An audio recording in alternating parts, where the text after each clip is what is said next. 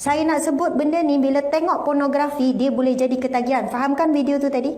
Kita ada satu otak bahagian depan namanya BFC. Otak ini yang membezakan kita dengan binatang. Binatang tidak ada. Dan otak ini boleh berlaku rosak setiap kali tengok benda lucah. Bahagian otak akan merembeskan hormon dopamin. Bila selalu melihat hormon ini akan dikeluarkan merendam BFC, akhirnya fungsi BFC akan mengecut, akan berlaku kerosakan. Bila rosak, apa kesan dia? Hilang pertimbangan baik dan buruk. Hilang rasa bersalah bila buat salah. Hilang rasa berdosa bila buat dosa. Tak semayang, tak rasa apa-apa. Buat salah, menjawab dengan mak ayah, tak hormat guru, buli kawan, tak rasa apa-apa. Sebab kesan hilangnya signal rasa bersalah pada bahagian otak.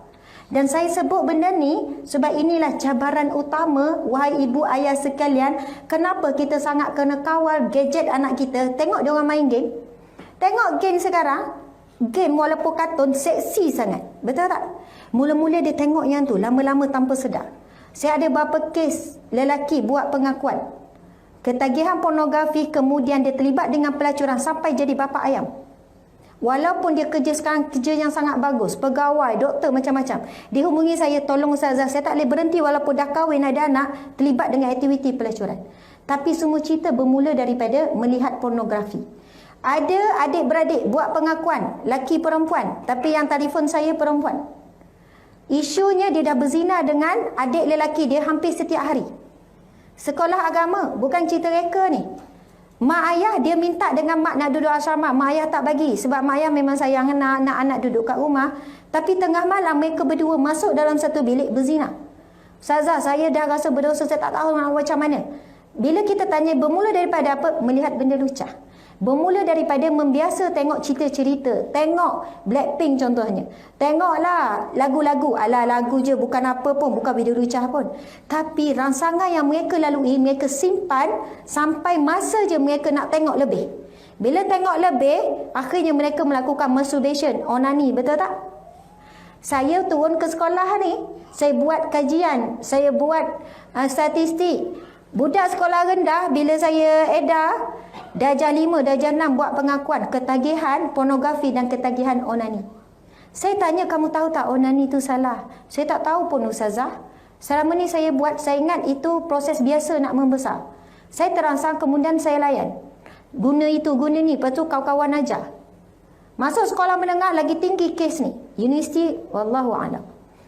Kanak-kanak perempuan ataupun lelaki, maksudnya dah belajar benda dah tahu macam mana nak lepaskan ni. Bila kau terangsang, kau buat ni nanti kau akan rasa relax, kau rasa best. Tapi kita tahu, saya dulu kan pembicara, kita dengan Dr. Ismail Tambi, kita tahu isu ni, kenapa masalah rumah tangga meruncing bab-bab ni berkaitan dengan ni. Antara kesan buruk melakukan onani, lagi-lagi daripada kecil, kan masturbation, faham kan? Merangsang sendiri dengan angan-angan, dengan tengok, kemudian sampai melepaskan air mani. Ramai mana remaja tak tahu kamu wajib mandi wajib. Saya tak tahu Ustazah, dah 5 tahun saya buat. Kamu kena qada balik semua solat. Ijma' ulama', qada balik semua solat. Ada isteri yang hubungi saya melalui ini. Ustazah, saya memang buat onani tu, walaupun saya dah kahwin, saya tak boleh hilang, saya tak boleh tinggalkan onani tu. Ustazah, saya perlu buat apa? Selama ni saya tak tahu pula kena mandi wajib. Ramai yang tak tahu keluar air mani wajib, mandi wajib. Macam mana rosaknya masyarakat hari ni. Saya kata bukan remaja, bukan kanak-kanak saja. Lelaki ataupun perempuan, dah kahwin apa semua, ramai yang ketagihan tengok pornografi dan melakukan onani. Kesan buruk yang pertama, bagi pasangan yang kahwin, hilang rangsangan keinginan pada pasangan. Sebab terbiasa melepaskan keinginan dengan tangan sendiri. Isteri yang halal, yang suci, akhirnya haram untuk dinikmati. Na'udzubillah. Yang kedua, boleh berlaku kerosakan pada alat kelamin. Yang ni boleh cari, tak percaya tanya doktor lah. Saya memang selalu refer kes dengan doktor, bincang masalah ni. Okey. Hilang masalah alat kelamin. Kalau orang lelaki mati pucuk, perempuan mati putih. Sama juga, perempuan mengalami kerosakan alat kelamin. Tak boleh berfungsi dengan baik. Yang ketiga, kenapa Ustazah boleh sebut benda ni? Kan setengah orang malu. Saya pun malu nak sebut sebenarnya. Tapi bila kita jadi kaunselor, benda ni jadi common sangat. Orang akan datang cerita. Saya sebut sebab apa? Agar kita faham betapa kroniknya. Kalau hari ini dia tak kawal anak kita, dia akan menghadapi masalah kekeluargaan yang kronik akan datang. Masalah kehidupan dia, masalah nak timbang baik buruk dia. Bermula daripada internet. Kemudian yang ketiga, sukar untuk mendapat zuriat. Sebab air mani jadi cair tak berkualiti. Tapi dilaranglah kita kan jumpa orang, kau dah kahwin 5 tahun tak dapat anak lagi, onani ke? Haramlah, itu satu fitnah, satu tuduhan, betul kan? Tapi nak sebut dia antara punca. Sebab itu kes masa kesukaran untuk dapat anak semakin meningkat, memang tak pelik. Tapi bukan semua punca daripada itu. Kita kena fahamlah tu. Tapi ia akan menyebabkan hilangnya kesuburan kualiti air mani. Kesan yang lebih buruk lagi antaranya adalah berlaku kerosakan pada organ-organ yang berkaitan dengan sistem reproduktif, sistem kesuburan. Kemudian organ badan yang berdekatan dengan kawasan sistem reproduktif. Untuk jangka yang panjang, budak-budak ni yang selalu melakukan onani ni boleh jadi sakit buah pinggang, air kecing kotor, macam-macam. Bila saya baca fakta di sudut doktor tulis, kerana bila melakukan onani, rangsangan yang dibuat hanya alat kelamin saja. Bila hubungan suami isteri yang sah melalui jalan fitrah untuk lepaskan air mani, rangsangan berlaku seluruh tubuh.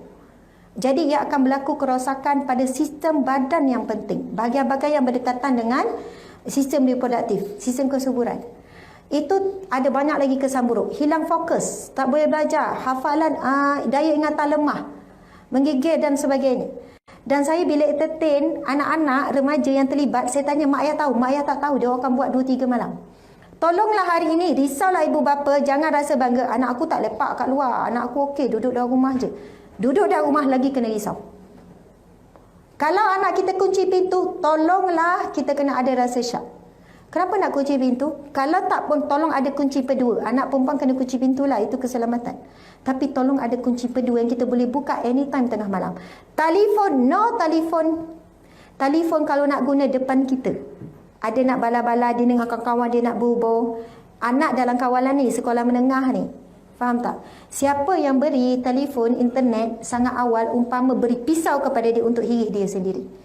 Sebab dia orang tak ada sistem kawalan yang kuat lagi untuk kawal diri dia daripada terus melihat, akhirnya ketagih. Betul tak ni ibu-ibu, ayah-ayah sekalian? Subhanallah. Saya rasa setakat itulah ya. Masa kita pun dah terlebih. Saya mohon maaf salah dan silap.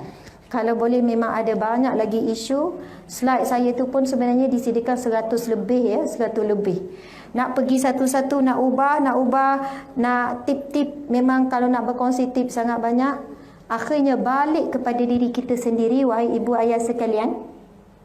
Siapa yang nak baiki kehidupannya bermula dengan apa? Baiki solat. Siapa nak ubah anak dia, tolong ubah solat anak. Kalau kita nampak anak kelang kabut, tengok solat dia kelang kabut. Kalau kita tengok anak kita tak tenang, solat dia memang tak tenang. Kenapa dia tak fokus belajar? Tengok mata dia ketika solat. Ini hadis Nabi SAW. As-salatu imaduddin, faman aqamaha faqad aqamaddin, wa man tarakaha faqad hadamaddin. Salat itu tiang agama dan tiang kehidupan. Barang siapa yang mendirikan salat, ia sedang mendirikan hidup dan agamanya. Barang siapa yang meninggalkan salat, tidak salat dengan lalai, dia sedang meruntuhkan agama dan meruntuhkan kehidupannya. Subhanallah. Mudah-mudahan kita menjadi ibu bapa yang baik. Tak mampu terbaik, jadi baik pun jadi, insya-Allah. Kita jadi isteri yang salehah, tuan-tuan jadi suami yang soleh, insya-Allah, bapa yang misali, insya-Allah. Anak itulah harta dunia dan akhirat kita. Kita sangat memerlukan doa anak-anak kita. Perkara yang paling berbaloi dalam hidup kita ialah kita berkorban untuk anak-anak. Dan pengorbanan, harta yang paling mahal yang kita beri pada anak, yang pertama akhlak. Bukan harta benda, harta dia orang kena jaga. Yang kedua, ilmu Al-Quran. Masya Allah. Kita boleh bagi dua ni kepada anak. Akhlak itulah diri dia. Al-Quran itulah yang akan jaga dia hidup dan mati. Solat. Masya Allah. Tolong jaga solat anak kita. Tolong jaga solat kita. Lagi cepat kita menyahut seruan Allah. Allah panggil hayya ala solat. Tinggalkan dunia. Terus solat. Lagi cepat doa kita dimakbulkan Allah. InsyaAllah. Amin ya rabbal alamin. Saya mohon maaf salah dan silap. Terima kasih kepada semua. InsyaAllah ada rezeki kita berjumpa lagi. Di sini kita bertemu, di syurga Allah kita bersatu. Amin ya rabbal alamin. Wabillahi taufiq wal hidayah. Assalamualaikum warahmatullahi wabarakatuh.